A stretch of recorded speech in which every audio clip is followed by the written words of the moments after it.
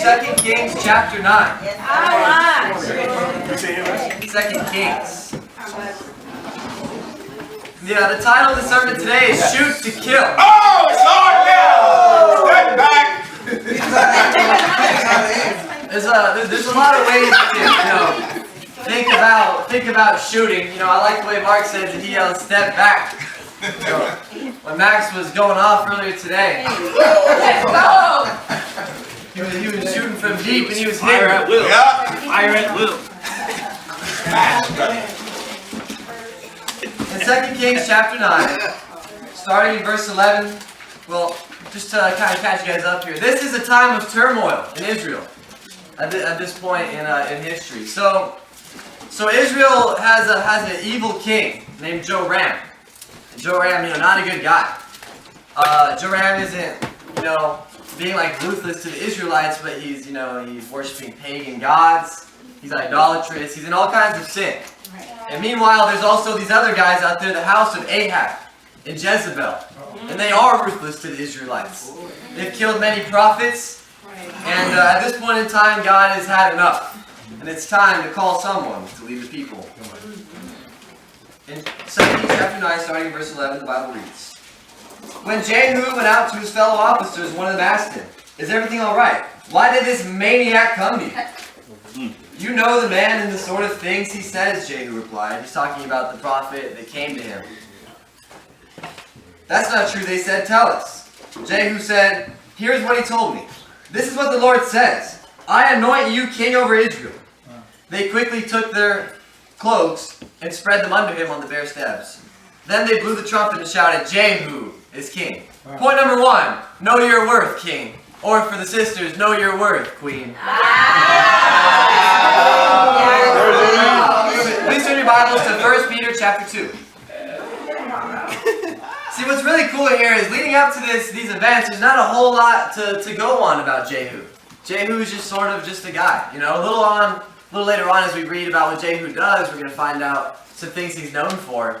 But at this point, he doesn't have like a whole history. Certainly no royalty in his blood. Right. Certainly not the type of man that people would have expected to be their king.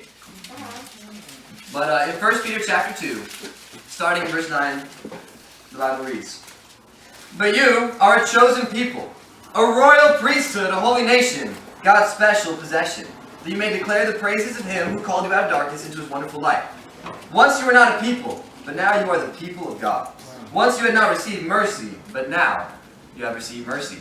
You see, when you become a disciple, you inherit royalty. Yeah. As a Christian, you are part of God's royal bloodline. See, the cool thing about royalty is that the bloodline has to be pure, right? And that's the way monarchy works. Not pure as in like, pure as in like, pure to that family, right? There can't be any outside families marrying in because that messes with the purity of the bloodline, right? And it's crazy, Jehu certainly had no royal blood in him. He was very much impure blood. But yet, when God anointed him, he was cleansed over. He was once in the dark, and once God called him out into the wonderful light, he was made clean. Amen. Some of you guys might know my dog, Gunner. Yesterday was actually his 10th birthday. My dog. Dog here is that's 70, right? So he's getting up there. He's an old man. Yeah, Shamanti's cookie. Shamanti. I like Gunner. Shamanti loves him more than I do, but he's a cool dog. No problem, right? I barely remember him. But Gunner, I think we're pretty good owners to Gunner. He lives pretty lavishly. Some might say like a king. We bathe him pretty regularly. But I remember there was a period in time where we were kind of just, you know how life is, kind of prioritize other things. And Gunner hadn't had a bath in a minute. And, I don't want to say he was sticky, but you wouldn't want to pet him, And so Gunner would be there, and I'd be like, shoot, right? Like, I don't want him to be around me. And yet, when we gave him a bath, right, the shampoo, Mom took him to like this professional to like groom him, and then it's kind of like, I'll pet the dog. He's clean, right? Yeah, it's crazy because this is just the best example I can come up with. When you're in the world, there's just something unappealing about you. Yeah. There's sort of just something not like repulsive, but you don't want to touch it, right? You don't want to pet it. Yes. And that's just kind of how I view worldliness, right? Yeah. And yet, when you're in the world for a while and you haven't been cleaned in a minute, that's how you start to get. Yeah. And then when you're trying to talk to other people like in a spiritual sense, and they're kind of put off by it, you wonder why. It's because, are you spiritually clean? Wow. We have to understand that once you are called into the light, you are not other people. To be in the world is to be just lost, right? And once you're called into the light, you are now other people. You are now clean, and you're in the light, meaning you're able to be a light. And it's great, now that Gunner's clean, and when Gunner's clean, he really does live like a king. We all feed him, it's at his will, right? He's clean so he can sit on the couch and kind of watch us go about our day like his peasants, right? Every time we pull up in the driveway, I always see him standing right here like looking over me. Who approaches, right? King Gunner celebrates his 10th birthday. Know your worth, king or queen. Go back to 2 Kings chapter 9. Come on, brother. Let's see what our new king does Come on. with his new power. Something else I do want to say too. I think that, speaking just of the world we live in, it can be kind of hard to gauge exactly what your value is, what your worth is, right? People will say, oh, your worth is based on how much money you make, right? That's your literal definition of what your worth is, right? Like technically the most valuable man, right? The owner of Amazon, whatever. He's supposed to be worth a lot, right? And in the eyes of God, what is he worth? He's lost just like most people, right? Yeah. The way to gauge your value is just to understand, hey, when I'm with God, I am the most precious thing. I am literally royalty, a royal priesthood. Right. You're royalty. But it's also important to remember, know your worth, but maybe on the flip side, you might think you're all that. But also remember, you were in the darkness. Right. It wasn't until you were called out Right. that you joined that royalty. You were in pure blood, just like Jehu. Nobody who really, despite all his accolades, it measured up for nothing until God anointed him. That is when he became of royal blood. Right. In 2 Kings chapter 9, starting in verse 14, it's a bit of a mouthful, but it's a cool story. Yeah. The Bible reads, So Jehu, the new king, son of Jehoshaphat, the son of Nimshi, conspired against Joram. Now Joram is the bad king, right? So it's okay to conspire against him.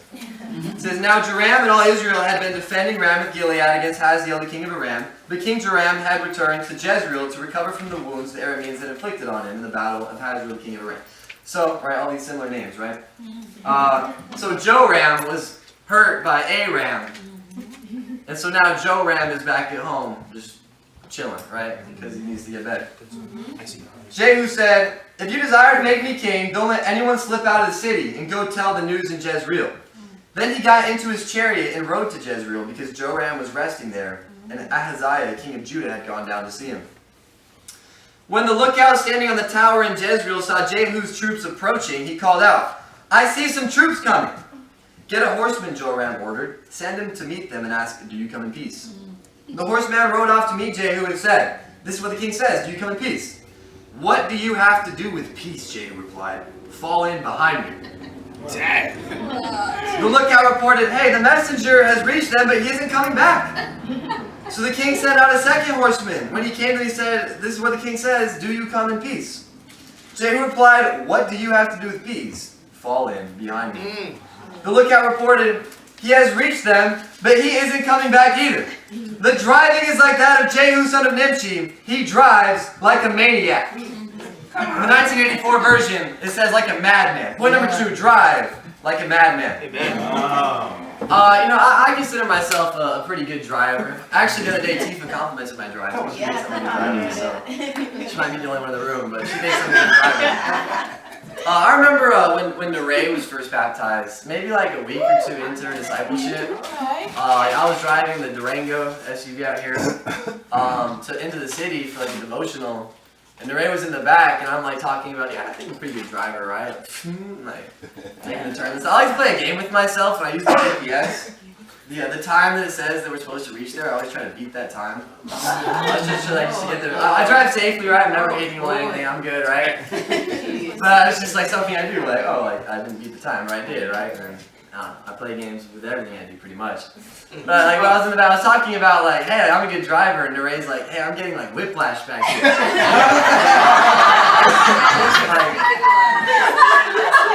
Hey, you be quiet. quiet. You're like,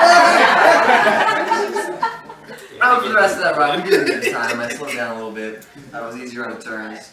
But maybe Tina thinks I'm a good driver, but Naray might say I drive like a maniac. I'm not sure what my reputation is amongst the rest of you. I don't know who's seen me drive, but I love how Jehu, although we don't know much about him, we do know that he was known for at least one thing. His driving was crazy. And he's called a maniac, right? Even the prophet who comes to anoint him is like known as a maniac. We read in the beginning, right? Who's that madman that came to talk to you? He's like, you know what he says. Like, actually, he made me king. So the guy who tells Jehu he's a king is known as being crazy. The guy who's made king is called a maniac, a madman, right? They can't recognize, all they recognize is the driving. Like, you know what, he drives kind of like Jehu. That's probably him. Simply based on the driving of him. They knew who it was. What is your reputation? Come on. I don't think that we should all be crazy drivers, but I think being a little crazy is a good reputation to have. Because there's something about pure insanity that's just a little infectious. Yeah. So turn your Bibles to 2 Corinthians chapter 5. Come on, Jordan. Now, I remember in the summers, my parents probably got tired of my sister and I. Because they would send just the two of us on a plane to hear their grandparents. And at the time, it seemed pretty normal, but now I realize most family vacations, like the parents come to. It's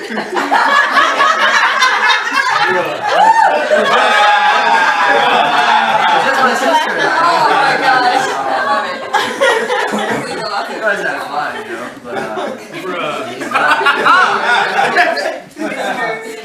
at the time it seemed so odd, you know, a 9 and 10-year-old in the airport, you know. But taught independence, right? That's right. Anyway, yeah, I remember they live in like Washington State, right? Not like the most industrialized area, like a lot of forest, a lot of rivers and stuff up there, right? Yeah, you'd be a fan, right? I remember there was this one area, like one summer we went down like the rapids on this raft. And there was one area where like the rapids would come in pretty hard, but then there'd be a break and there's like this big lake, right? It was called the eddy. And then like the rapids would continue, but like just kind of in the middle of the rapids there's just this big swimming hole. It was like really big, like big enough for like a lot of people to go. It was basically a beach, right? And I remember like near like, but it was surrounded by trees. I remember on one of the sides there was this big tree. And there was like this rope, and you could swing on it, right? So I remember I walked over there, and there was like maybe 10 or so kids just kind of all looking at the rope, like, all right, who's gonna jump? Right? And there wasn't really anyone too eager to jump on the rope. And I remember like one of the older kids, I'm maybe like 10, 11, and one of the older kids came up. He's like, all right, watch and learn, guys, right? Hops on the rope and jumps off. And to us, like, dude, like, you could die. I don't know what's, like, there's sharks in there. I don't know, right? I'm like 10. But when we see the older guy, like, we don't have any more information about the drop itself. But just from seeing someone crazy enough to do it, we're like, all right, okay. We all hopped on the rope and jumped. Because there's something crazy.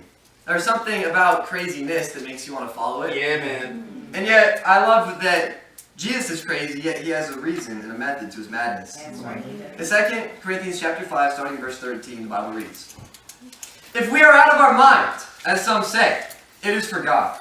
If we are in our right mind, it is for you. For Christ's love compels us, because we are convinced that one died for all, and therefore all died. And he died for all, those who live should no longer live for themselves, but for him who died for them and was raised again." Love makes you do crazy things. The reason why we're crazy is because of God's love for us, right? The sacrificial love that he showed for us. The idea that anyone would die for me is crazy, right? Like, I think about my strengths and contributions to society so far, and then I think about Jesus' perfection. It doesn't make sense, right? And for me and for you, why did Jesus die for you? It doesn't make sense. It's just because he loved you. And if you need a reason to go out there and act crazy, let that be your reason. Christ's love is what compels us. Love makes you do crazy things. If you know me, you know I love my little sister. I love her to death. I love Bella. I remember, but I'm also, if you know, I've been told by some people I'm a little crazy, right? I don't know. I don't really know what people think of me in that regard. But I've been told that I'm crazy. So I remember like my little sister, my sophomore year in high school, she's a year younger than me, so it was her freshman year. I remember when she was the incoming freshman, like summer league before school started, I told like the whole basketball team, like, hey, none of you are allowed to talk to my sister. Right. Like you can like mess with her or tease her, but like no funny business, alright? Like she's like your little sister, like mine. In fact, if anyone tries to mess with her, you all have to tell me. Right. And they're all like, alright, sounds good. And, I remember maybe the first month of the school year, it was like after practice, we were in the back gym just shooting around. It was like optional, so some of the team was there, some weren't. I remember like someone was like, hey, you checked the group chat? And I was like, what group chat? Like, what do you mean? And so I checked my phone, and one of my teammates had sent like a picture, like the corner of his face. In the background, my sister's like sitting with her friends, like kind of like, and there's this dude like trying to like spit game. Oh. I'm like, Tell us what you did, brother. Come on. yeah, I felt like Jaden, man. Alright, boys, let's go. Now, me and my friend, I'm not like that short, but compared to like a lot of my teammates on that team, I was one of the smaller ones, so we had like kind of a big crew coming, we're like, let's go. Yeah. Like some like the upperclassmen were with me, and we walked up. At this point, I was a disciple at this point, but I was a little crazy, right? Because love makes you do crazy things. I was a little pepped up, right? I was like, hey, what's going on, man? I guess someone had said, like, yeah, like, this dude's been trying to talk to your sister. I'm like, no one's that dumb. No one's going to do it. But now I saw a picture. I was like, oh, it's true. So I walked up, and I had this like, green, like, sports bag that my sister actually uses still. It's funny. It has history to it. And I pick it up, and I'm like, hey. And I just walk up, and I swing the bag and hit him up on the head. And he's like, whoa, what's going on? And I hit him, and everyone's like, yo, what's going on? Like, don't talk to my sister, alright? And that was the end of it. And looking back, it might not have been the most spiritual thing to do. I'm gonna go for a no, but Although it was effective. And, but looking back, I probably should have been a little bit more diplomatic, right? But, when you love someone, you do things you can't really, like, explain, right? You do crazy things. Yeah. And that's not what real love is, and, you know, I was a little crazy that time. And yeah, I think that, our definition of crazy can be a little misconstrued because of how the world views crazy. Yeah. You know, at school, like, my friends would be talking, like, yo, like, last night's party was crazy. And they're talking about all the drinking, all, you know, like all the different substances they're using, all the immorality, all the impurity, and they're like, it's crazy. Right. But it's not that crazy because it's just the norm. yeah. There's nothing crazy about Yeah, yeah. conforming to society's expectations of you. Yeah. It's really not that crazy. In fact, I know it's not crazy because pretty much everyone at this table was there.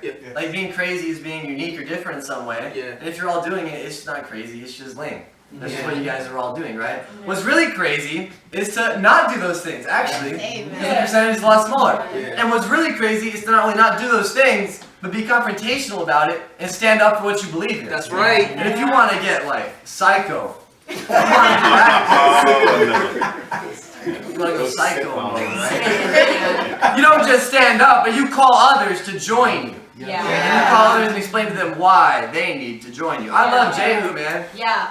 The king's messenger comes up, it's like, hey, do you come in peace? He could have been like, you know, we can work something out. Or maybe he could have been like, no. He doesn't even do that. He says, fall in line. Yeah. You know my piece. Right? And you think about this, like, this is the king in his palace. Right. It's probably like a nice place, right? Probably relatively fortified. And there's this dude just skirting everywhere, driving crazy. And he has the audacity to tell the king's messenger, like, you're with us now. What? Yeah. And with such audacity, the guy obeys. Yeah. And so does the next guy. Yeah. Come on. Like, hey, boss, Yeah. they're not coming back. Should we send another one?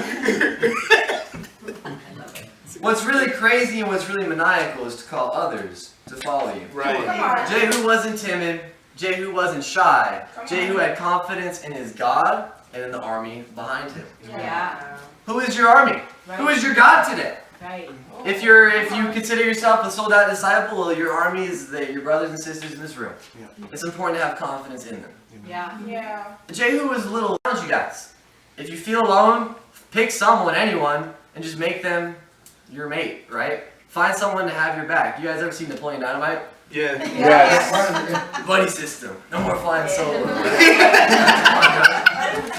Although, it's a pretty goofy setting.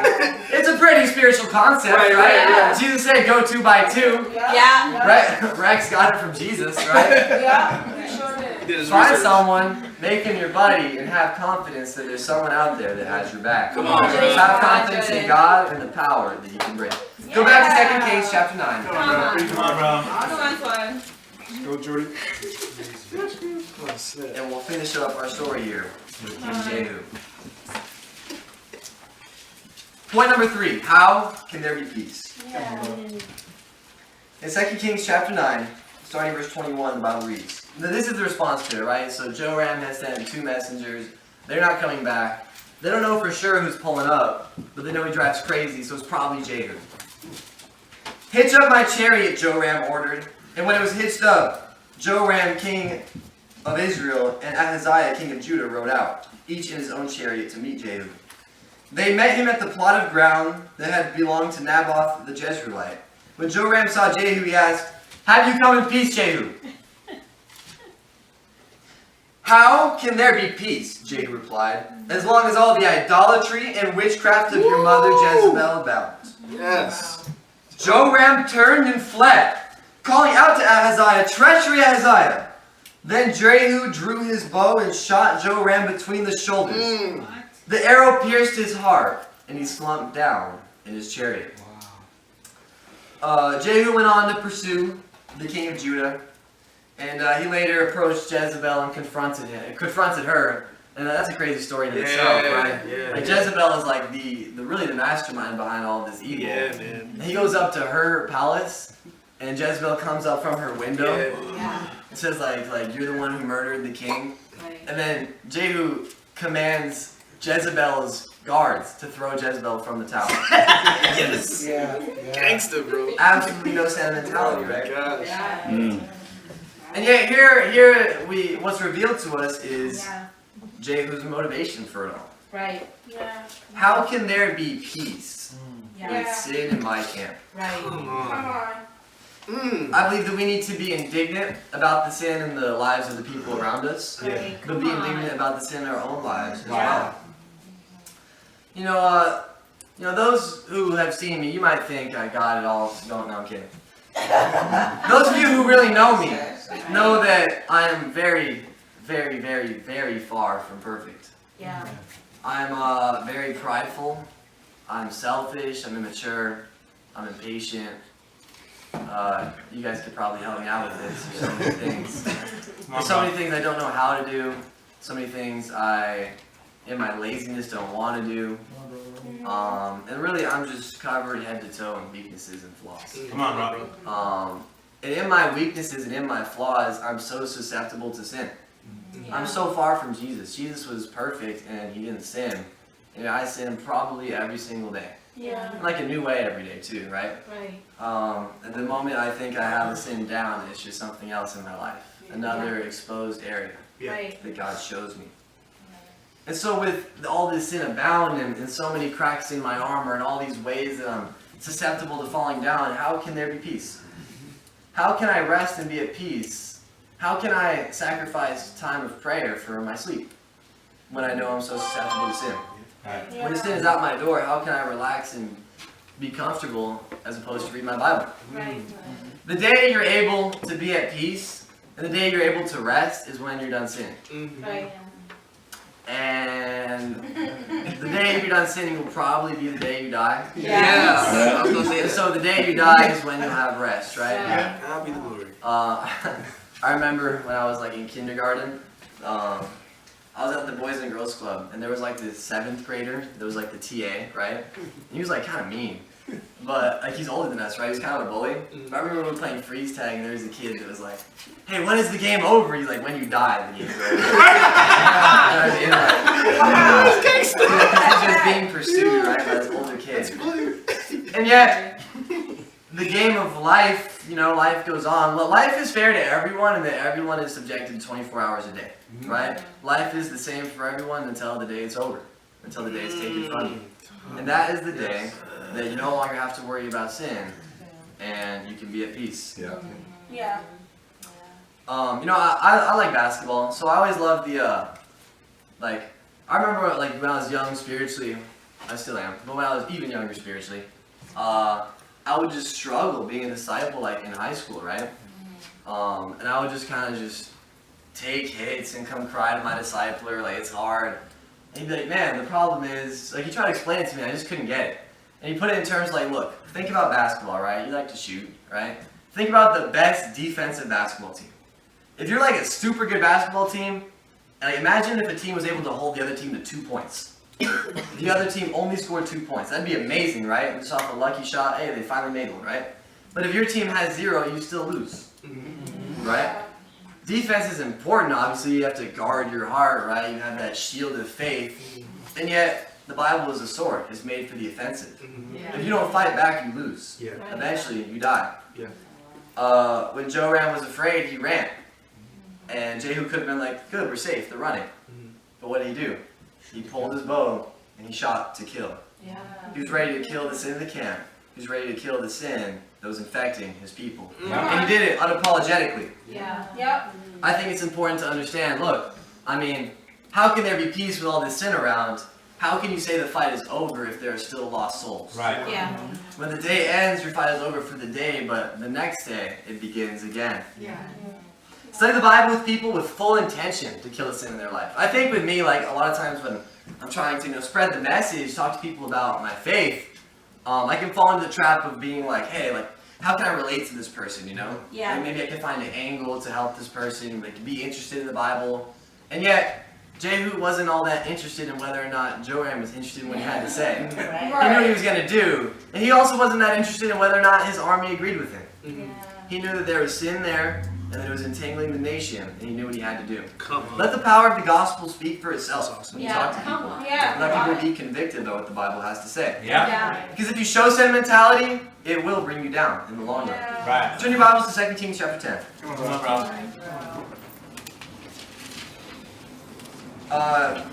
2 Kings chapter 10 is about Ahab's family. The other guy I mentioned that was bad.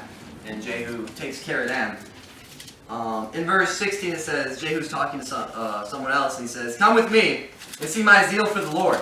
Then he had him ride along his chariot. When Jehu came to Samaria, he killed all who were left of Ahab's family. He destroyed them, according to the word of the Lord spoken to Elijah.